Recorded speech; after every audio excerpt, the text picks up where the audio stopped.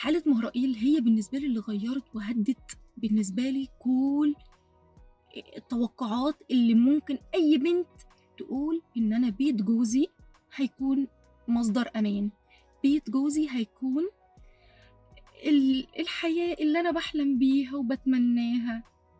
ماشي يا ستي، بس صدقوني أنتِ لو راسمة إن أنتِ في بيت باباكِ ومامتِك واتربيتوا، في ناس كتير اتربت في ملاجئ، وفي ناس كتير مش لاقية الحب والحنان، فهتلاقيه في بيت جوزها. آه، مليون في المِيّة ربنا يديكم نعمة وتلاقوه، بس في حاجات الدنيا مش بتمشي على وتيرة واحدة، الموجة مش ثابتة، حاجات كتير بتتغيّر، فأنتِ لازم تختبري الشخص ده، مش لازم أعمل له اختبارات جسدية، ما هو كده في كلتا الحالات هي الراجل عنده غريزة جسدية هيخلِّف، هو عنده غريزة جسدية.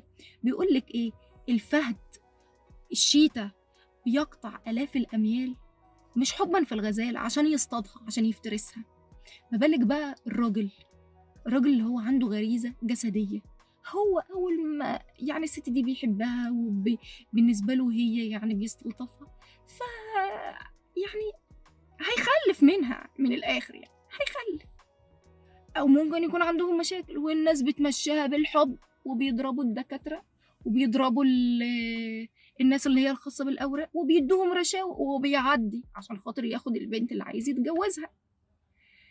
أهم بقى من ده كُلّه، وأنا عارفة طوّلت عليكم، أهم من ده كُلّه إيه بقى، تعملوا حاجات نفسية، يعني بمعنى إيه، استشارات نفسية، تسألوهم، تعالجوهم نفسيًا، تشوفوا حالتهم النفسية واصلة لإيه، مراحل النضج وصلت لإيه، يشوفوا مثلًا هو تعامله مع باباه ومامته ومع أسرته كان عامل إزاي، البيئة اللي نشأ فيها. سيبِك من الجواز والخلفة، صدقوني تاني الخلفة دي في إيد ربنا. ما هو ناس كتير عملت تحاليل وقالوا هم متطابقين والكلام ده كله وبعد كده ما خلفوش. ناس كتير عملت وادت رشاوي وإيه في الآخر. هي كل حاجة ماشية بإرادة ربنا.